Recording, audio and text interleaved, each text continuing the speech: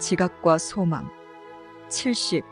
너의 모든 불행은 너에게 권능이 없다는 이상한 믿음에서 비롯된다. 너는 이것을 보지 못하는가? 무력한 상태는 죄의 대가다. 무력함은 죄의 조건으로서 죄를 믿기 위해 요구되는 유일한 필요 조건이다. 오로지 무력한 자들만이 죄의 존재를 믿을 수 있을 것이다. 극악무도함은 왜소한 자들에게만 호소력이 있다. 자신이 왜소하다고 먼저 믿어버린 자들만이 거기서 매력을 느낀다. 하느님의 아들에 대한 배반은 자신을 그와 동일시하지 않는 자들의 방어수단이다. 그리고 너는 하느님의 아들과 한편이거나 반대편이다. 너는 그를 사랑하거나 공격하며 그의 단일성을 보호하거나 그가 너의 공격으로 산산이 흩어지고 살해되었다고 본다. 71. 그 누구도 하느님의 아들에게 권능이 없다고 믿지는 않는다.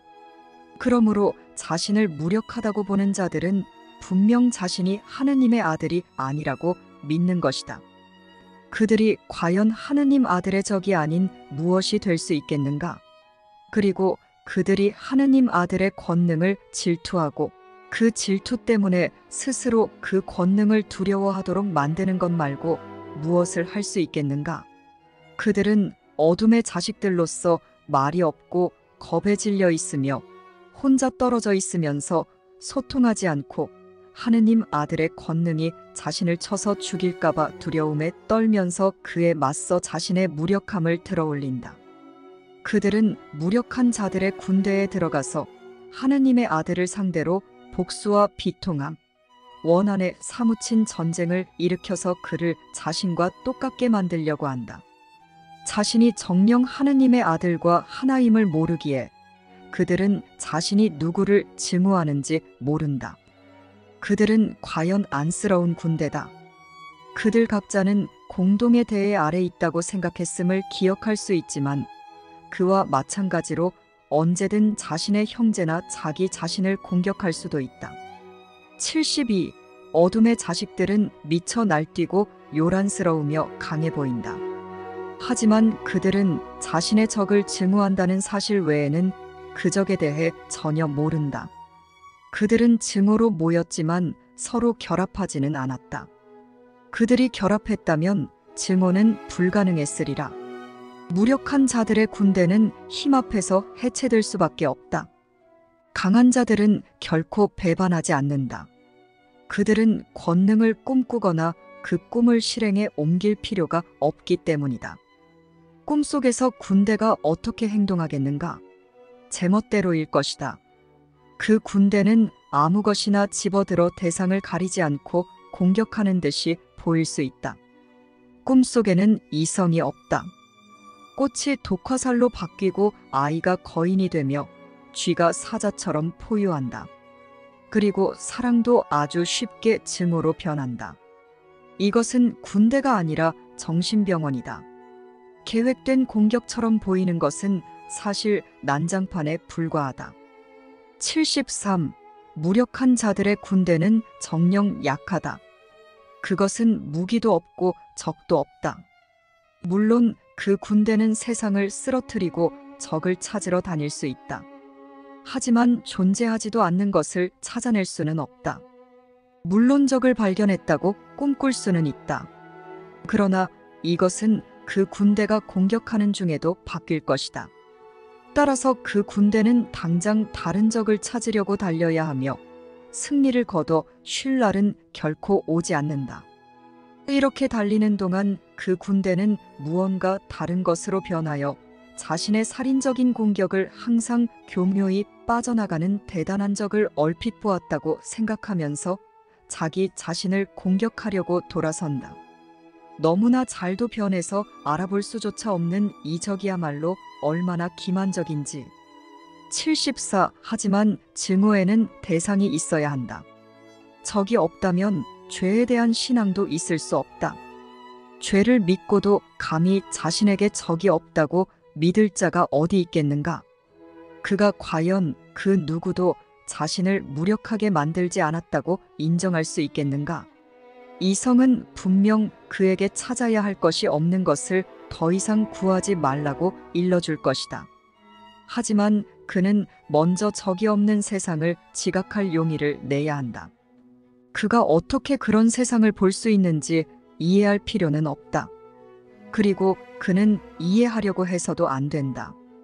이해할 수 없는 것에 초점을 맞춘다면 그는 단지 자신의 무력함만 강조하고 죄로 하여금 그의 적은 분명 그 자신이라고 말해주게 할 것이기 때문이다. 그는 단지 다음에 몇 가지 질문만 자기 자신에게 제기하면 된다. 그리고 그러한 세상이 자신을 위해 이루어지도록 하려면 반드시 그 질문들에 답해야 한다. 75. 나는 나를 지배하는 세상 대신에 내가 지배하는 세상을 열망하는가? 나는 내가 무력하지 않고 강력한 세상을 열망하는가? 나는 나에게 적이 없고 내가 죄지을 수 없는 세상을 열망하는가? 그리고 나는 내가 부정했던 것을 그것이 진리이기 때문에 보기를 원하는가? 76. 너는 처음의 세 질문에는 이미 답했지만 마지막 질문에는 아직 답하지 않았다. 너는 이 질문을 여전히 두려워하고 다른 질문들과 다르다고 보기 때문이다. 하지만 이성은 너에게 이 질문들이 모두 똑같다고 확실히 말해줄 것이다. 올해는 정말로 똑같은 것들은 똑같다는 것을 강조할 것이라고 말한 적이 있다. 이 마지막 질문은 내가 결정해야 할 마지막 것으로서 다른 질문들에서는 사라진 너에 대한 위협이 여전히 담겨 있는 듯이 보인다. 이 상상 속의 차이는 진리가 어쩌면 내가 머지않아 찾아낼 적일 수도 있다는 너의 믿음을 입증해준다. 그렇다면 이곳에 죄를 발견하고 권능을 받아들이지 않을 마지막 희망이 남아있는 듯이 보인다. 77. 진리와 죄, 권능과 무력함 사이에서 선택하는 것은 공격할지 치유할지 선택하는 것이다. 이를 잊지 말라. 치유는 권능에서 나오고 공격은 무력함에서 나오기 때문이다. 너는 내가 공격하는 자를 치유하기를 원할 수 없다. 그리고 내가 치유되기를 원하는 자는 분명 내가 공격에서 보호받도록 선택한 자일 것이다. 이 결정이야말로 그를 몸의 눈을 통해 볼지 비전을 통해 그가 드러나도록 할지 선택하는 것이 아니겠는가? 이 결정이 어떻게 그에 따른 결과로 이어질지는 너의 문제가 아니다. 그러나 내가 무엇을 보기를 원하는지는 분명 너의 선택일 것이다. 이 수업은 원인에 대한 수업이지 결과에 대한 수업이 아니다. 78. 내가 아직 답하지 않고 남겨둔 마지막 질문에 대한 답을 잘 생각해보라. 그리고 너의 이성으로 하여금 그것은 반드시 답해져야 하고 다른 세 가지 질문에서 정녕 답해졌음을 말해주게 하라. 그러면 내가 죄의 결과를 어떤 형식으로 보든 스스로 다음과 같이 질문하기만 하면 된다는 것이 분명해질 것이다. 79. 이것이 내가 보고 싶어 하는 것인가? 나는 이것을 원하는가? 80. 이것이 바로 너의 유일한 결정이다. 이것은 또한 어떤 일이 일어날지 결정하는 조건이다. 이 질문은 그 일이 어떻게 일어나는지와는 무관하지만 그 일이 왜 일어나는지와는 무관하지 않다. 너에게는 일어나는 일에 대한 통제권이 있다. 내가 적이 없는 세상, 너 자신이 무력하지 않은 세상을 보기로 선택한다면 그 세상을 볼 수단이 너에게 주어질 것이다. 81. 마지막 질문이 왜 그리 중요한가? 이성은 너에게 그 이유를 말해줄 것이다. 시간이라는 측면만 제외하면 그 질문은 다른 세 질문과 똑같다. 나머지 세 질문은 결정했다가 걷어들였다가 다시 결정할 수 있는 결정들이다. 그러나 진리는 불변이며 이랬다 저랬다 할 수 없는 상태를 함축한다. 너는 너를 지배하는 세상이 아닌 내가 지배하는 세상을 열망할 수 있으며 그러한 너의 마음을 바꿀 수도 있다. 너는 무력함을 권능과 맞바꾸겠다고 열망할 수 있으며 죄의 작은 반짝거림이 너를 유혹할 때 이와 같은 열망을 잃을 수도 있다. 또한 너는 죄 없는 세상을 보기를 원할 수 있으며 몸의 눈을 사용하고 내가 열망하는 것을 바꾸도록적으로 하여금 너를 유혹하게 할 수도 있다. 82. 이 모든 질문은 내용 면에서 똑같다. 각각의 질문은 너에게 죄의 세상을 성령이 보는 세상과 맞바꿀 용의가 있는지 묻는다.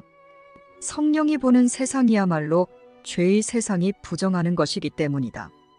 그러므로 죄를 바라보는 자들은 실제 세상에 대한 부정을 보고 있는 것이다.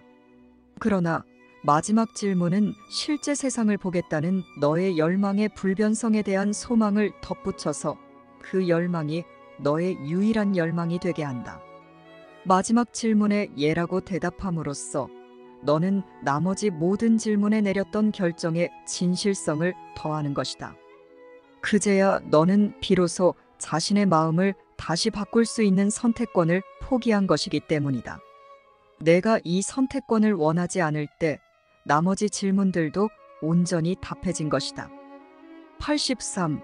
너는 왜 내가 나머지 질문에 이미 답했음을 확신하지 못한다고 생각하는가? 이미 답했다면 그 질문들을 그렇게 자주 제기하는 것이 과연 필요하겠는가? 마지막 결정을 내리기 전에는 그에 대한 답은 예이기도 하고 아니오이기도 하다. 그때 너는 예는 아니오가 아님을 의미할 수밖에 없다는 것을 지각하지 않은 채 예라고 대답했기 때문이다. 그 누구도 자신의 행복을 해치는 결정을 내리지 않지만 자신이 그러고 있음을 보지 못한다면 과연 그럴 수 있다. 그가 자신의 행복은 늘 변하는 것이고 지금은 이것이었다가 다음엔 저것이었다가 결국에는 어디에도 붙어있지 못하고 교묘히 빠져나가는 그림자라고 본다면 자신의 행복을 해치는 결정을 내리는 것이다. 84. 교묘히 빠져나가는 행복 혹은 시간과 장소에 따라 형태가 바뀌는 행복은 아무런 의미도 없는 환상이다. 행복은 분명 변함없는 것이다. 행복은 변하는 것에 대한 소망을 포기함으로써 얻는 것이기 때문이다. 변함없는 비전을 통하지 않고서는 기쁨을 지각할 수 없다. 그리고 변함없는 비전은 불변성을 소망하는 자들에게만 주어질 수 있다. 하느님 아들의 열망이 가진 권능은 자신을 무력하다고 보는 자가 틀렸다는 증거로 남아있다. 내가 뜻하는 것을 열망하라. 그러면 너는 반드시 그것을 바라보면서 실제한다고 생각할 것이다. 어떤 생각에도 해방하거나 죽일 수 있는 권능이 없지 않다. 그리고 어떤 생각도 생각하는 자의 마음을 떠날 수 없으며 그에게 아무런 영향을 끼치지 않을 수도 없다.